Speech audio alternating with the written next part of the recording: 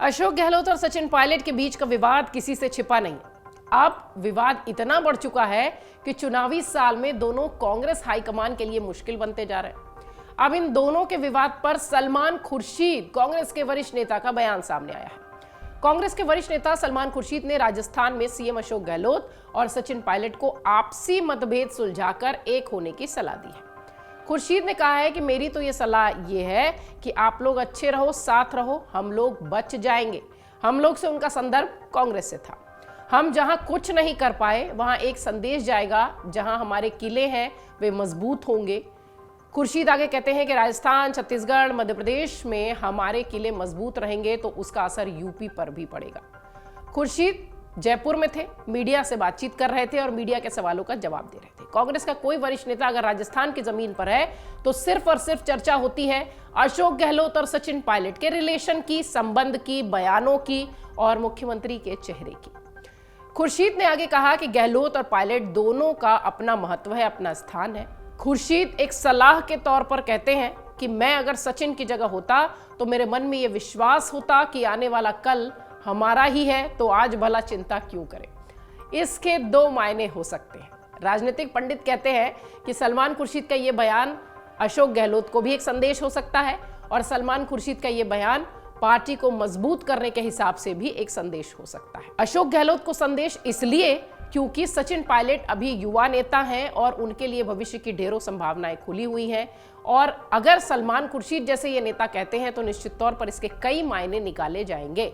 Pilot को लेकर खुर्शीद ने यह भी कहा कि मैं उनका बड़ा सम्मान करता हूं। पायलट मेरे दोस्त के बेटे हैं, उन्हें बचपन से मैंने देखा है, वो जवान है, राजस्थान में बहुत काम किया है। गहलोत का प्रभाव है और वो अनुभवी नेता है। खुर्शीद ने कहा कि वो केंद्र में भी रहे, हम सब उनके प्रशंसक हैं, उनके साथ काम करने का अवसर भी प्राप्त हो ये भी हम चाहते हैं।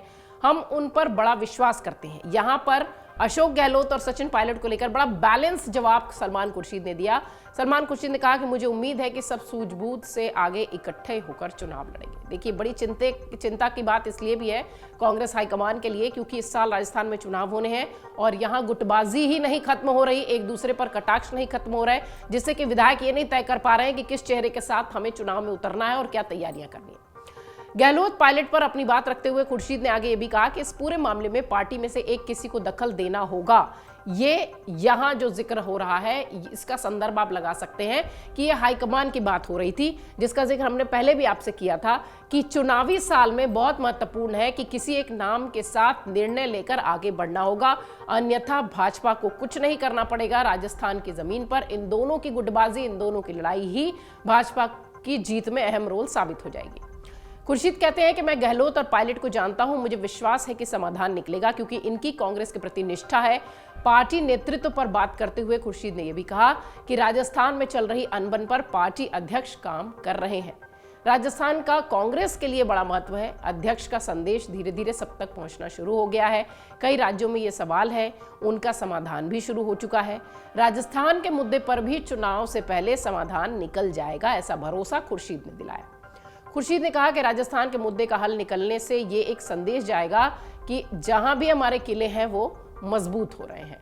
राजस्थान, छत्तीसगढ़, मध्य प्रदेश, ये सब वो किले हैं जो कि मजबूत होंगे और इसी का असर यूपी पे पड़ेगा। ये बात सलमान खुर्शीद ने दोहराई, इसलिए क्योंकि वो एक बड़ा संदेश देना चाहते थे वरिष्ठ नेता के तौर पर। खुर्शीद ने एक शब्द का इस्तेमाल किया, जनरेशन गैप।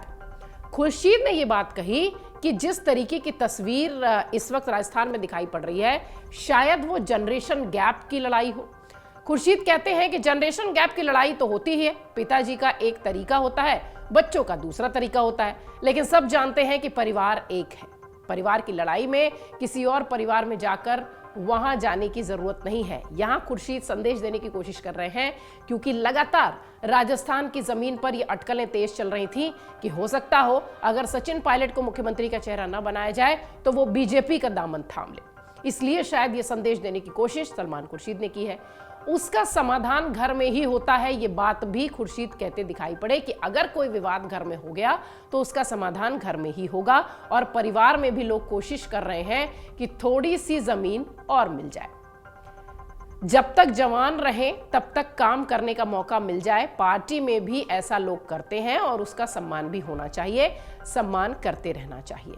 खुर्शीद वरिष्ठ नेता के तौर पर ये बयान देते दिखाई पड़े, या यूं कहें कि समझाते दिखाई पड़े गहलोत और पायलट को। खुर्शीद कहते हैं कि गहलोत और पायलट दोनों का खासा महत्व है, दोनों नेताओं का पार्टी में सम्मान और कद है। पायलट के पास पद नहीं होने के बावजूद जिस तरीके से वो काम करते हैं वो काबिले तारीफ है।